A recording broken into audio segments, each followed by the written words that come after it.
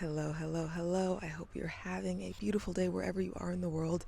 My name is Misako Envela, and thank you so much for pressing play on today's video. Today I want to tell you how I found my apartment here, what service I used, and I hope that this will help someone out there. I knew that for this first stint in Tokyo that I would only be here for a couple of months because I had plans to travel other places, and I knew that I would have to go back to the US to get my visa before starting my long-term program in October. So I ruled out actually finding a lease. I knew I wanted a furnished place, and I knew I wanted my own space.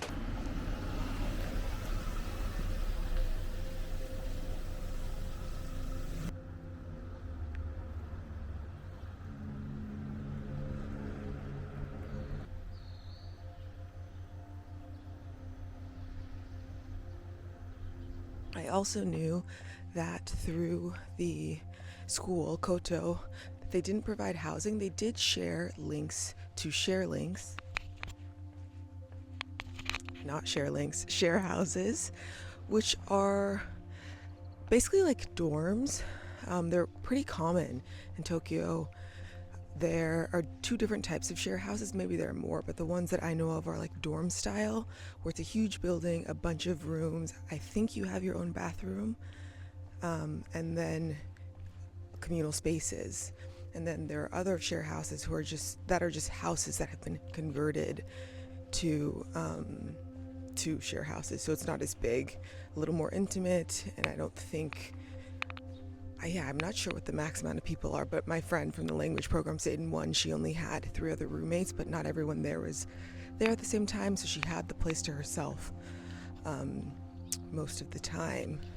I knew I wanted to have my own space because I knew I'd be filming and just wanted a bit more privacy.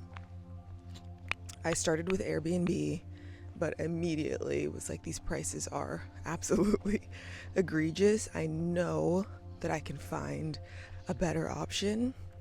And so I just started researching companies for short-term rentals, and I came across a company called Sumyca. I'll put the actual spelling of the company on the screen now. Sumyca was unique because when I would look at their listings, unlike Airbnb, you couldn't see reviews from previous renters, which in hindsight, like, if it's more of a rental company and not like a vacation rental company, I understand why it wouldn't have the same layout as Airbnb. Anyways, I digress.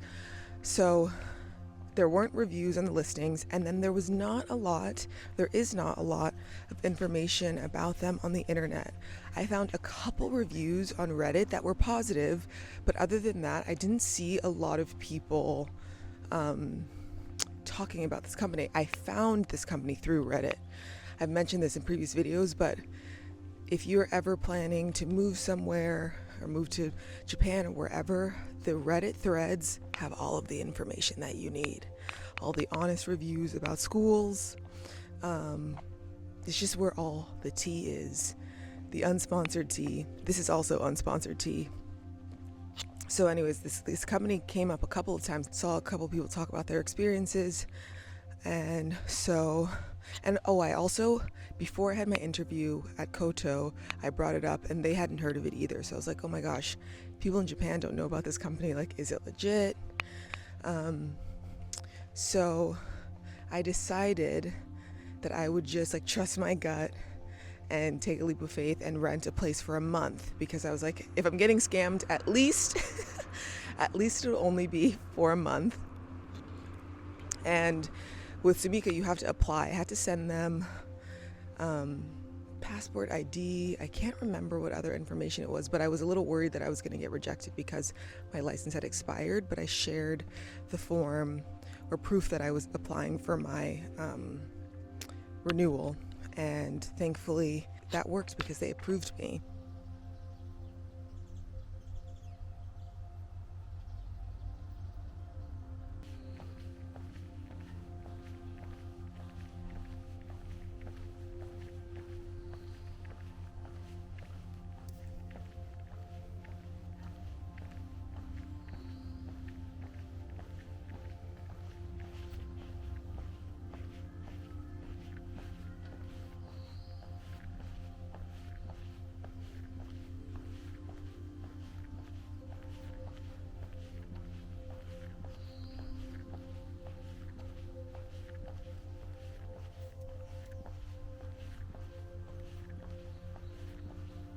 with sumyca, you can rent an apartment for up to 6 months, but you have to pay everything at once. So whether you rent a place for 1 month or 6 months, they take it all in a lump sum. And so I had 2 days after they approved my application to pay for my rental, did that, and then they don't send you information about the apartment until 2 days before you move in. I knew what the apartment looked like, but I didn't have like information on how to get in and access it, which I felt was normal. Like I think that's a similar protocol with, or there's a similar protocol with Airbnb. So I just waited, and I didn't get the information until I was headed to Japan. I came here a day early, so I stayed in a hotel, and and then I went to the apartment.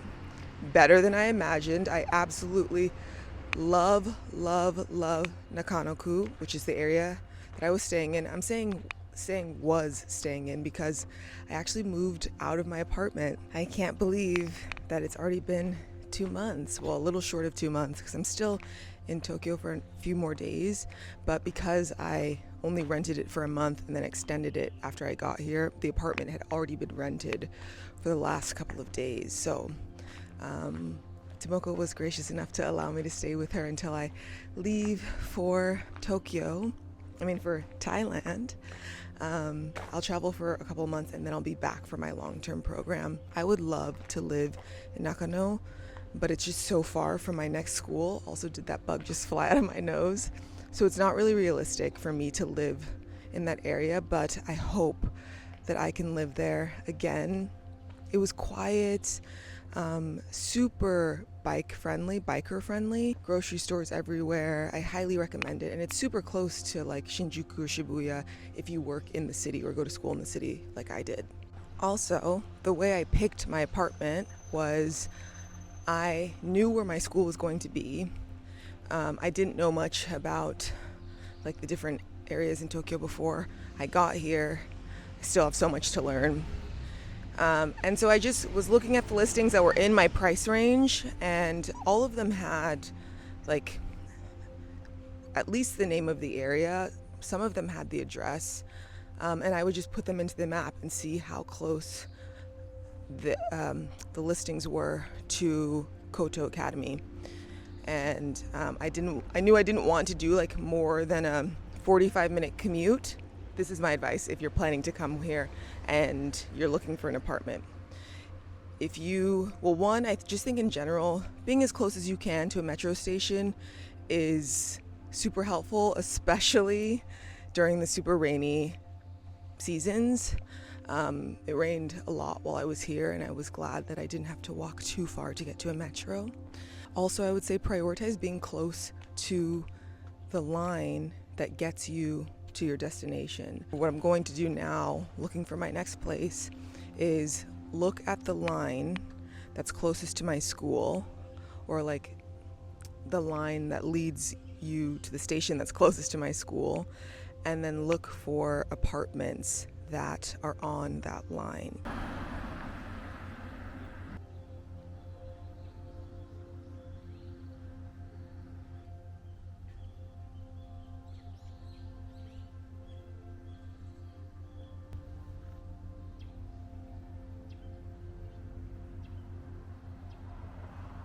I really love having a furnished apartment. I had a furnished apartment in Mexico City.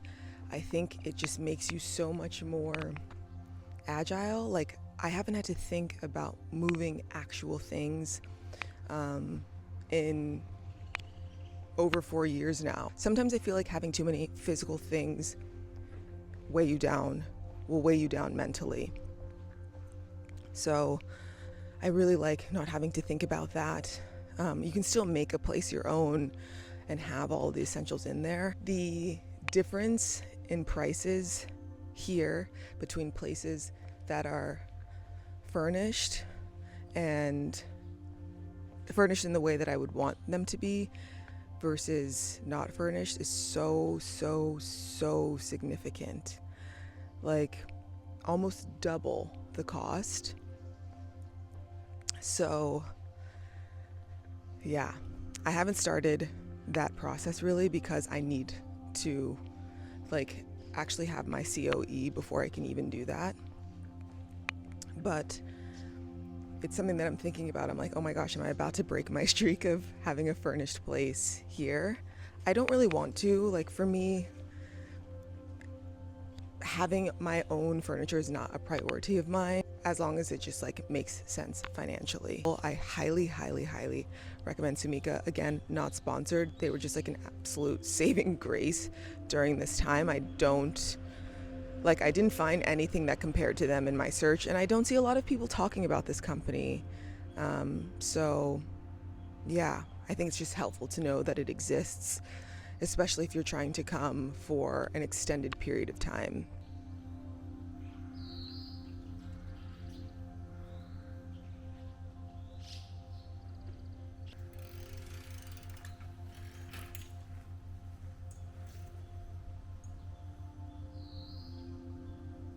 And the apartment came equipped with linens, cooking tools, utensils.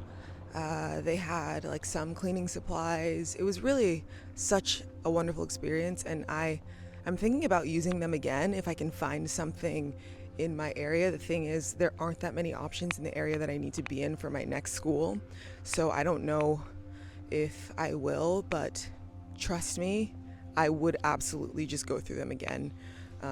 Because it's also like they work really well with foreigners. I know that sometimes finding a long-term apartment in Japan can be a little tricky for foreigners, so I've heard. And so this, like, it was so simple. I think I covered everything, but let me know in the comments below if you have any questions about this process. I found them through Reddit.